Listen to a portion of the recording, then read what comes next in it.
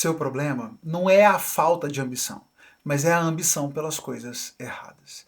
É sobre isso que eu quero refletir com você hoje, à luz da nossa leitura do capítulo 1 ao capítulo 3 da carta de Paulo aos Efésios.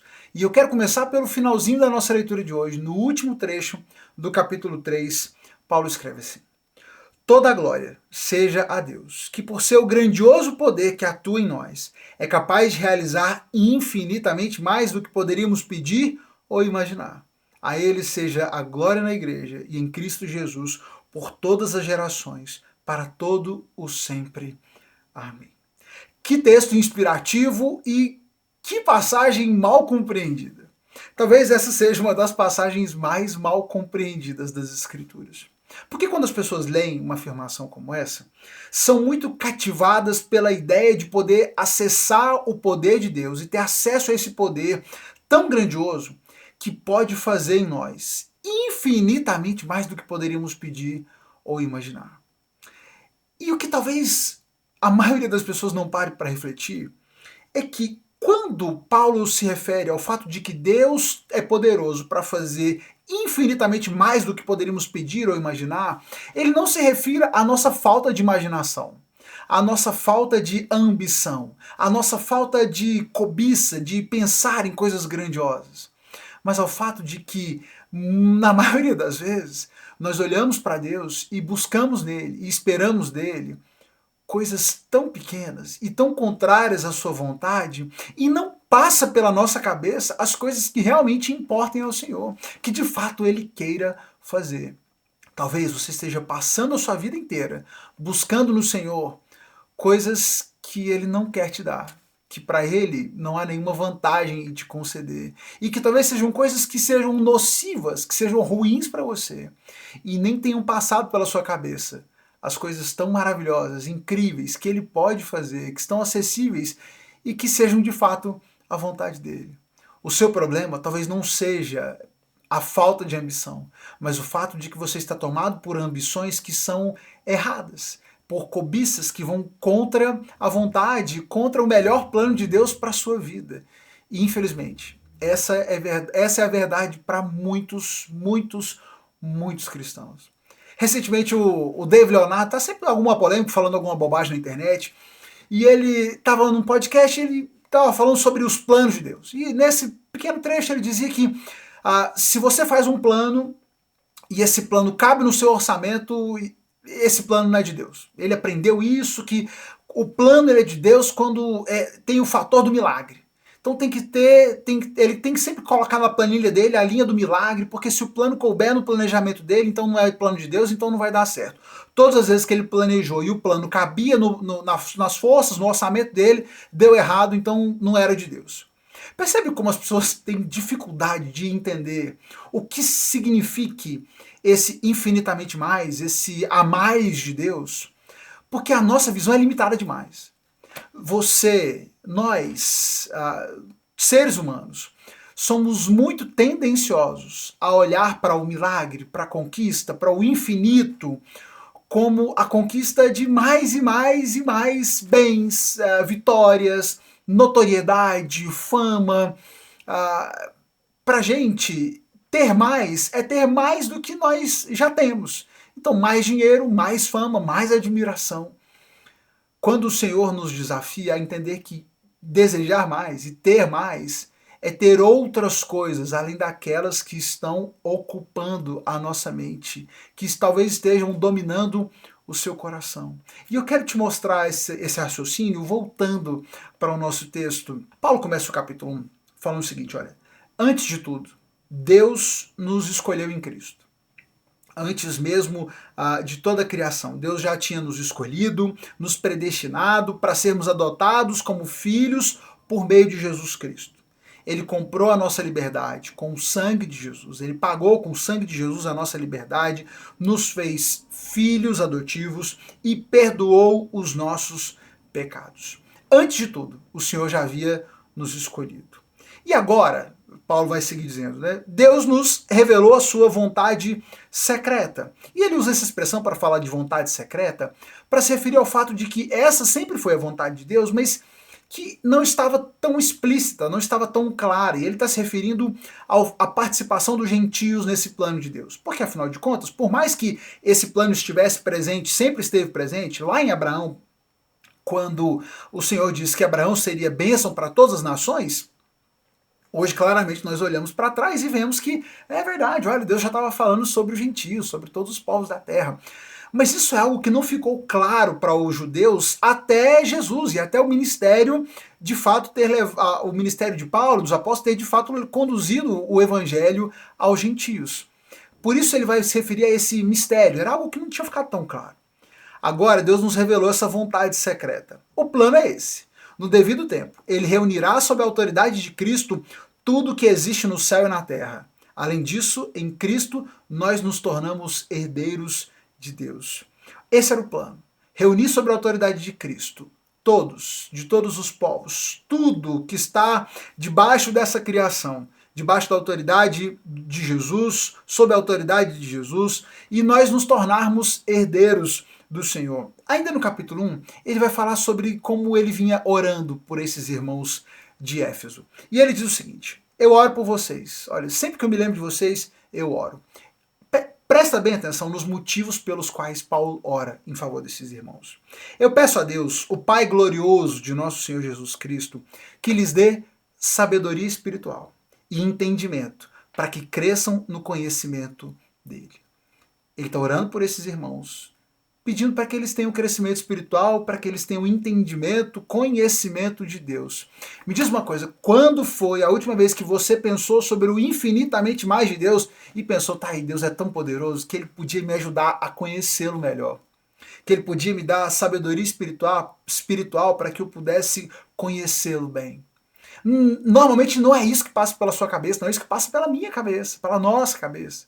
A gente está pensando na nossa materialidade aqui. Paulo está orando por esses irmãos pedindo sabedoria. Ele segue: eu oro para que o seu coração seja iluminado, a fim de que compreendam a esperança concedida àqueles que ele chamou e a rica e gloriosa herança que ele deu ao seu povo santo. E aí vai surgir um camarada lá para tentar te enganar e te levar a uma busca de prosperidade. Tá vendo? Deus está te prometendo uma herança inimaginável e ele quer que você compreenda essa herança.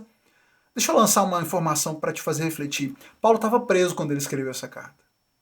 Ele estava preso provavelmente em Roma, preso por causa da pregação do evangelho.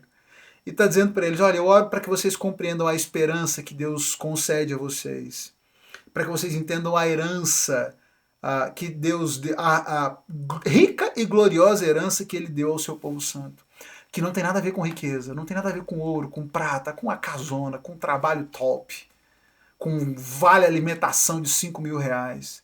Essa gloriosa herança diz respeito à vida que você recebe em Jesus. E ele ora para que esses irmãos entendam isso. Também oro para que entendam a grandeza insuperável do poder de Deus para conosco. A grandeza insuperável do poder de Deus para conosco. E aí ele insiste, ele está muito acima de qualquer governante, autoridade, poder, líder, qualquer outro nome, não apenas nesse mundo, mas também do futuro. Deus, né, o fez cabeça de tudo para o bem da igreja. A igreja é seu corpo e ela é preenchida e completada por Cristo, que enche consigo mesmo todas as coisas em toda parte. Tá vendo, pastor? Você está entendendo errado. Ele está dizendo aqui que Jesus está muito acima de todos os governantes, autoridades. É por isso que nós cristãos temos que reinar e nós temos que governar e assumir os espaços de poder. Calma, irmão. Olha para o texto, respira um pouquinho. Ele está nos mostrando, e ao dizer que Jesus está muito acima dessas autoridades, ele está dizendo que toda essa disputa de poder, de domínio humano, tudo isso está muito abaixo da esfera de Jesus. Essas coisas são muito pequenas para o Senhor. Ele não se importa com essas coisas, ele não briga por essas coisas. Ele está muito além de toda autoridade, de qualquer líder humano, de qualquer poder humano. Isso não está dentro das prioridades, está abaixo, muito abaixo de Jesus. Ele lembra no capítulo 2 e ele enfatiza, olha, vocês estavam todos mortos nos seus pecados. Por causa da sua desobediência, por causa dos seus muitos pecados, estávamos todos mortos. Nós estávamos, vocês estavam, todos nós vivíamos desse modo, seguindo os nossos desejos, desejos da carne, E por causa dessas nossas inclinações, desses nossos desejos, merecíamos a ira de Deus. Mas e ele vai dizer, ele nos deu vida juntamente com Cristo. E é pela graça que vocês são salvos. Apesar de você merecer a morte por causa dos seus pecados, o Senhor te deu vida. É pela graça que você é salvo. Não vem de vocês, vem pela fé. Para que ninguém se glorie, para que ninguém venha a se orgulhar. Não é pelas obras, não é pelas suas boas obras que você é salvo, que nós somos salvos. Isso é obra de Deus, exclusiva de Deus. E nessa obra que o Senhor faz na sua vida, de restauração, de te tirar dessa natureza inicial, pecaminosa, perdida, condenada à morte e nos dar a vida pela sua graça, ele vai ainda mais longe. Ele estabeleceu um plano de demonstrar aos principados, às autoridades, aos governos celestiais a multiforme graça de Deus através da igreja. Igreja essa que é composta por mim e por você. O que ele vai nos dizer é que todos esses que viviam sem esperança, e ele diz essas palavras, viviam num mundo sem Deus, num mundo sem esperança, foram trazidos para perto dele por meio do sangue de Cristo. E nesse sangue de Cristo, ele une judeus e gentios, que antes se desprezavam, se odiavam. São todos trazidos para perto, unidos em Jesus, unidos no sacrifício de Jesus. O muro de inimizade que havia entre eles é derrubado. Esse muro foi derrubado pelo amor de Cristo, pelo sacrifício de Jesus. Nele, ele promoveu paz ao criar para si, desses dois grupos, uma nova humanidade. E reconciliou com Deus, e os reconciliou, judeus e gentios, os reconciliou com Deus em um só corpo, por meio da sua morte na cruz, eliminando a inimizade que havia entre eles. Por causa do que Cristo fez, todos nós temos acesso ao Pai pelo mesmo Espírito. Meu irmão, isso é fazer infinitamente mais do que poderíamos pedir ou imaginar. Enquanto você está aí pensando que infinitamente mais seria um carro novo, uma casa nova, uma poupança milionária, a independência financeira, a vitória no seu trabalho, a passar num concurso, o infinitamente mais que o Senhor planejou e vem executando na sua vida é a salvação que Ele te deu. Foi te tirar da sua vida de pecado, da sua vida perdida, lançada aos seus próprios desejos, sem esperança, e num mundo sem esperança, num mundo sem Deus, te trazer para fazer parte desse corpo, te unir a gente que antes você desprezava e fazer de vocês diferentes tijolos, partes, integrantes dessa construção que é o templo de Deus. Um templo para o Senhor que não é construído com paredes, com tijolos de barro, mas que é construído com gente. Vocês já não são estranhos, forasteiros, mas são concidadãos do povo santo e membros da família de Deus. Juntos somos sua casa, edificados sobre os alicerces dos apóstolos, dos profetas, e a pedra angular é o próprio Cristo Jesus. Nele somos firmemente unidos, construindo um templo santo para o Senhor. Por meio dele, vocês também estão sendo edificados como parte dessa habitação, onde Deus vive por seu Espírito. Você que estava perdido, sem esperança, agora é parte dessa habitação de Deus, construída com outras tantas pessoas que também estavam na mesma situação, também foram resgatados, e ele tirou toda a inimizade e nos fez um. Isso é fazer infinitamente mais do que poderíamos pedir ou até mesmo imaginar. Ele segue no capítulo 3 falando então sobre esse plano que foi revelado. O plano que é tanto gentios como judeus que creem nas boas novas participam igualmente das riquezas herdadas pelos filhos de Deus, e ambos são membros do mesmo corpo e desfrutam a promessa em Cristo. Ele segue no verso 10 do capítulo 3. O plano de Deus era mostrar a todos os governantes e autoridades dos domínios celestiais por meio da igreja as muitas formas da sabedoria divina. Não basta o Senhor ter pego esse povo que estava perdido dos seus pecados, no mundo sem Deus, no mundo sem esperança, restaurado, escolheu desde o início, deu a vida, trouxe para perto de si, restaurou, juntou, tirou a inimizade, fez desse povo tão diferente, tijolos, peças, componentes desse templo que ele constrói e habita nesse povo. E agora ele quer usar esse povo para demonstrar aos governantes e autoridades dos domínios celestiais, e aqui esses domínios celestiais é a referência que ele faz ao mundo espiritual. Desse povo que foi restaurado, ele quer provar ao mundo espiritual, por meio da igreja, as muitas formas da sabedoria divina. Em que mundo você imaginaria que você poderia ser usado por Deus como parte dessa demonstração para o mundo espiritual da sabedoria de Deus? Eu tenho certeza que eu jamais poderia imaginar, ou pensar, ou pedir algo assim. Por meio da fé em Cristo, agora nós, com ousadia e confiança, temos acesso à presença de Deus. Isso é infinitamente mais do que você poderia pedir ou imaginar. É por isso que ele segue dizendo no final do texto, dizendo, eu caio de joelhos e oro ao Pai. Olha ele mais uma vez orando pelo povo de Éfeso. E o que ele pede agora? Eu peço que, da riqueza da sua glória, ele os fortaleça com poder interior por meio do seu Espírito. Força interior no Espírito. E então Cristo habitará em seu coração à medida que vocês confiarem nele. Suas raízes se aprofundarão em amor e os manterão fortes. Também peço que, como convém a todo povo santo, vocês possam compreender a largura, o comprimento, a altura, a profundidade do amor de Cristo. Que vocês experimentem esse amor, ainda que ele seja grande demais para ser inteiramente compreendido.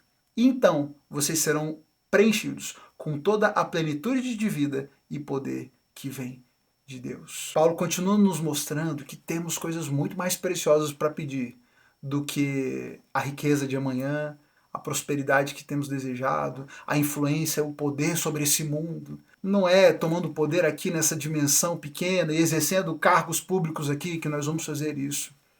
Mas é sendo transformado, deixando a nossa vida de pecado, de iniquidade, nossa vida sem esperança, e crescendo no conhecimento de Deus, no entendimento da sua vontade, no conhecimento da esperança que nos move, experimentando o poder de Deus, conhecendo, sendo fortalecidos com esse poder interior por meio do Espírito, compreendendo a largura, o comprimento, as dimensões do amor de Cristo. É isso que de fato vai nos levar a cumprir esse propósito, que é muito mais do que poderíamos pedir ou imaginar. Eu sei que essa reflexão de hoje ficou longa, mas é difícil falar do infinitamente mais em pouco tempo. E eu espero que eu tenha conseguido te fazer refletir sobre a possibilidade de que você venha mirando muito baixo na sua vida, buscando coisas que parecem grandiosas e gloriosas, mas na verdade não passam das coisas mais rasas e desprezíveis da vida. E que possamos entender que o que de fato importa é que toda a glória seja dada a Deus, aquele que é capaz de realizar infinitamente mais do que poderíamos pedir ou imaginar. Infelizmente, parece que a igreja de Éfeso teve alguma dificuldade de entender e de colocar isso em prática. No texto de Apocalipse, nós vemos João escrevendo à igreja, Jesus revelando a João que escrevesse essa carta à igreja de Éfeso, e uma das questões que é colocada nessa carta é: contudo, tenho contra você uma queixa. Você abandonou o amor que tinha no princípio. Veja até onde você caiu. Arrependa-se e volte a praticar as obras que no início praticava. Do contrário, virei até você, tirarei seu candelabro do seu lugar entre as igrejas. Aparentemente, a igreja de Éfeso não foi assim tão feliz em conhecer a altura, a profundidade, as dimensões aí desse amor de Deus. Que você deseje muito mais de Deus, do seu poder, da sua sabedoria, da sua esperança, da vida que há em Jesus. E deixe dessas ambições pequenas e cotidianas para buscar coisas de fato importantes. Deus abençoe você, sua família. Compartilhe essa reflexão com alguém que possa ser abençoado por isso. Clica na setinha, manda para um amigo, manda para um familiar. Vamos convidar o nosso povo a que deseje mais, infinitamente mais, daquilo que de fato Deus pode e está interessado em fazer por mim e por você. Amanhã a gente se reúne a gente se encontra aqui de novo para falar sobre os últimos 3 capítulos da carta aos Efésios. Deus te abençoe, até amanhã.